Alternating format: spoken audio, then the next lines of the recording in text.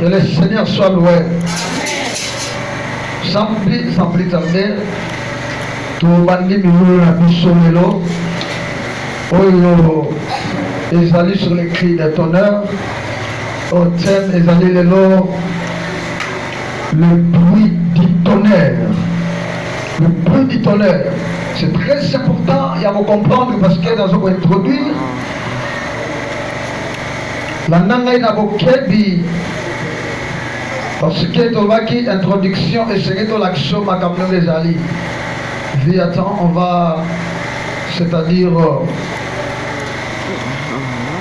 synthétiser d'autres choses pour que tu aies avancer pour obimala air et malam pour l'obi pour la air à malam et naebi que aussi à pas moi.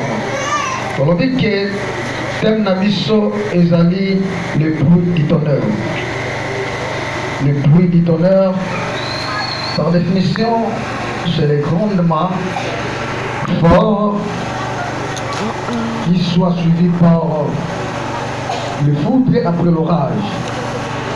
C'est-à-dire,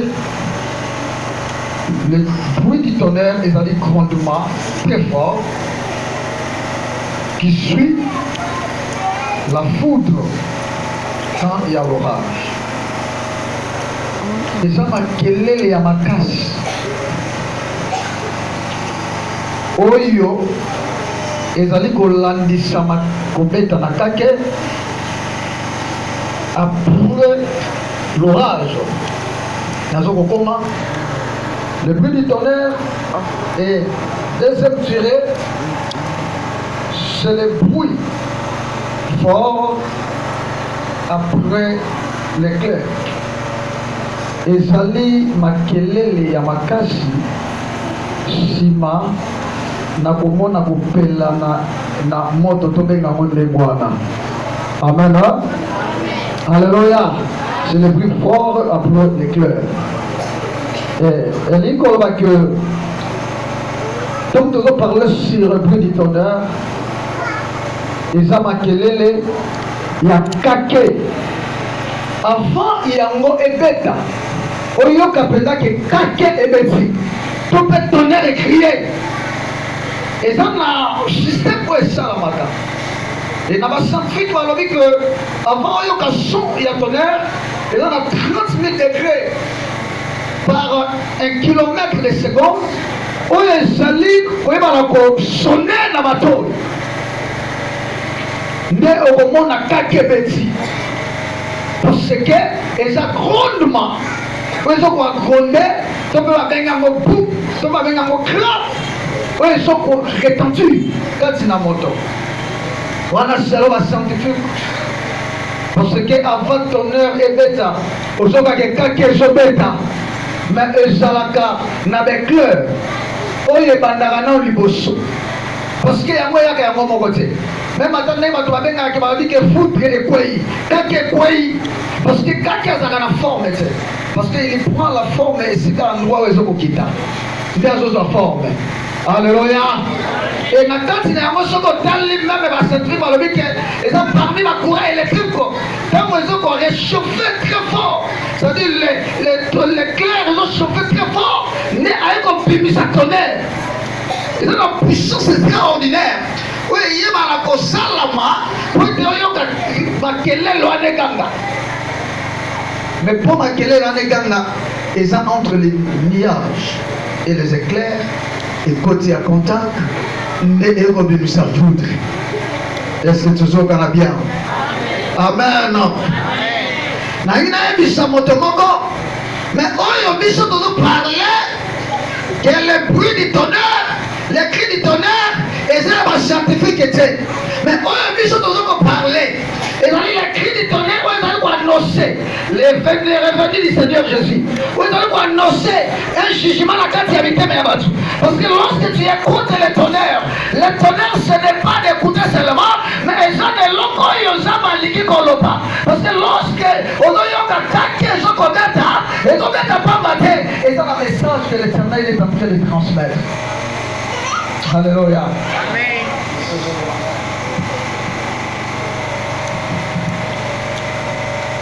On a dit que c'est un message.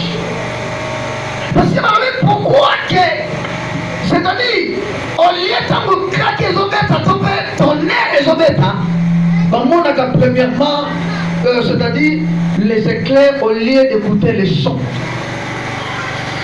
Parce que, au moment où on a nous collé Péli, mine on est Péli, et dans la bonne terre, alléluia, ceux qui craquent les obètes, tonnerre les obètes, vous avez remarqué, mine de Pélagana nous les bossons. Après son ayé nasima. Alléluia. Et pourquoi la lumière défonce tous les sons? Parce que la lumière est le chemin de la préparation.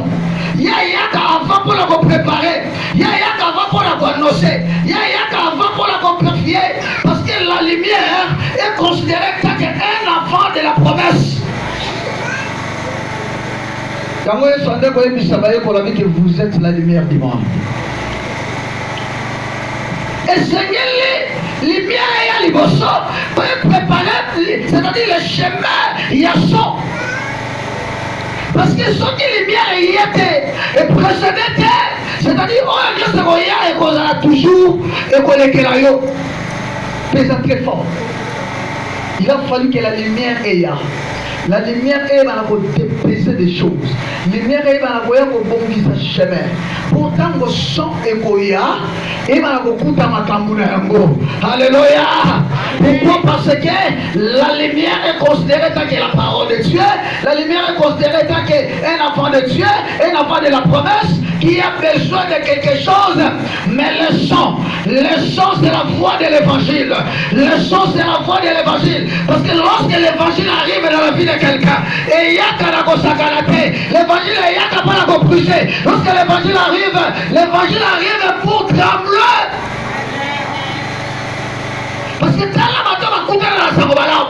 Attends, il y a pas ça n'importe quoi. Lorsque la parole est sangobalam, le côté et faire trembler. Yango monita mukakeyaka et va dire qu'on tremblait d'abord. Tant que vous frappez parce que et ça dit langage, il y a jugement du Seigneur. Et ça dit langage, il y a présence de Zambé. Ça dit langage, c'est-à-dire il y a Zambé qui t'accasa ou avertir yo, qui est mokilo yo zali et ça a yoté et ça n'a colonna yango. Mais ce que tu es là, tu devais te préparer de jour au jour parce que au yébité makambo comment. Alors, on bien que le son de la tonnerre, c'est le son de l'évangile. Parce que l'évangile de Dieu est insupportable. Ce qui kakakoué, nous devons comme à trembler. Nous devons lengaka. Parce que quand on quitte, on frappe. C'est-à-dire, à ceux qui ont quoi, il y a un objet. Dans le Bible, il y a la forme. Oyo batwalibanda babengaka azwaka forme soso forme ya liki wana ya basoloka parce que le véritable fou que c'est notre Dieu parce que fou que donc une capacité extraordinaire parce que fou que wana les hommes ont besoin de mais le jour de la de l'église, les jours de jugement, vous devez se présenter. Parce qu'il y a sa caractère. Il y a pas mon état où il y a Soyaki, aïe comme colombe. Mais dans son élévation, à cause de ce colombe, à cause comme œuvre. Alléluia. Parce qu'il y a Kolata et Lambaya, il y a jugement. Pour ce jugement, et quand Maya qui le voit agneau, parce que Maya va au Katekingo, mais les jours à Kosonga, comme les lions de la tribu de Juda. Il y a un moment où Motorana, dans la monarchie, il va dire que l'agneau est au Congo, la Soana. Au lieu de l'agneau, comme on a les lions de la tribu de Juda. Cela veut dire, pendant que Christ était sur la terre, ceux qui ont dit qui est, au Yoka qui m'a montré, au Yoka qui le cri de l'évangile, au Yoka qui le cri de ton heure, tu avais accepté Christ. Tu es sauvé. Mais ce qui est au yoga de Betakitara, c'est que tu auras des problèmes sérieux. Alors les cris de ton heure, ils ont la question le plus haut, qu'ils ont interpellé, que tu devais s'approcher devant l'Éternel, s'approcher devant Dieu, d'être attaché avec le Seigneur. Parce que c'est la même chose. Ils ont que des pères, avec les cris dans Noé, les gens ont refusé. Mais le temps où ils ont bêta, mutabie kakebeti, mutakimia kekota na ndako. Mais elobela ko elokote. Tant où mutazo kima kakebeta dite, et kakeba mbula, parce que yamwe za accompagner avec le nuage, et za accompagner la mbula, et puis za la na lumière. Na lobi bien que lumière et ko bongisa kaka chemin na yopo évangile oyoko yama et ça facilité. Parce que l'évangile n'est pas facile. Les preuves en est que le Seigneur Jésus même a dit que cela veut dire que l'évangile que tu es en train d'écouter, ce n'est pas facile. Ceux qui c'est-à-dire que tu ne vas pas le supporter. Il y a un moment et dans la bataille soyez dans colo, à mon que passe et continue dans colo, au lieu à Kanyara Kanabana Zambe, avant de zongi Samakani Sabokili. C'est-à-dire quand on a qui n'a bokina qui moité, quand on a qui n'a pas de joie, les mena combien on a joité, parce que langage est dans mon côté. Ce qu'on y est pas encore, langage est dans mon côté. Ici c'est le jugement, ici c'est le jugement, parce que vous purifiez ton cœur. Alléluia. Ok, quand il y a dit pour, tu as dit collègue. Parce que quand il y a frappé et pour ma carte, nous devons résister à moi tâter. La personne que tu as acceptée, nous devons nimi, là, hasard redoutable. Azan Zambo Basakana Karete, Asali Biloko ne son atina, Asali Bilembo ne son atina, parce que au moment où Kake Utaga Likolo, et qu'on va quitter le langage à céder, et dans le langage à Likolo, où ils ont comme même abattu vers la repentance, et d'être attaché avec le Seigneur. Dans le dit que l'homme à Liboso, et dans le dit que c'est-à-dire présent ensemble de Katsinayo. Est-ce que yo est barango, yo va saisir yango? Ce n'est pas facile. Et tu devais s'attacher devant l'Éternel. Alléluia. Amen.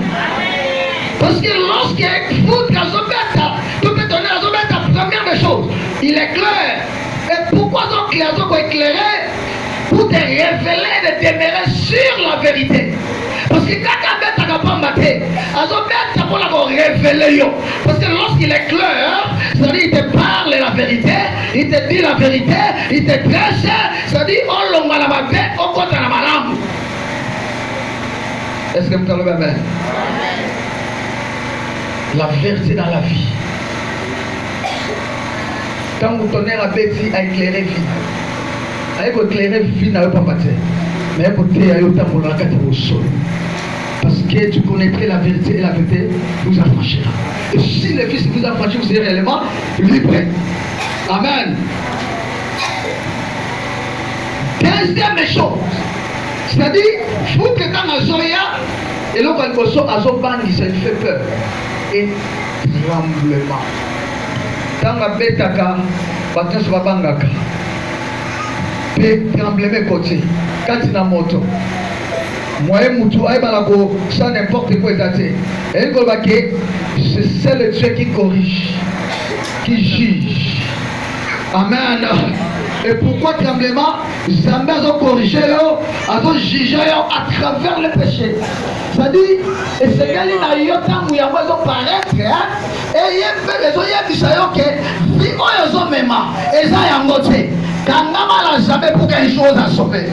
Parce que le jugement, c'est pour le jugement. Et quand on voit que le jugement de Dieu sera équitable, personne n'échappera au jugement de Dieu. Et tant qu'il y a un communication, et c'est que l'on y a marqué, nous sommes interpellant quelque chose. Et on sera toujours pénalisé. Parce que tout le monde en haut, il vient au ciel. Et voilà ça que l'Éternel te visite. Jamais pour visiter le vie. Parce que tout le monde a tu devais entrer dans la profondeur. Autant là réellement que Makambo est au Salama et Zani. C'est-à-dire Zamba est visiter. Et tant que Zamba est visiter, ta vie ne restera plus le même. Ta vie sera sauvée.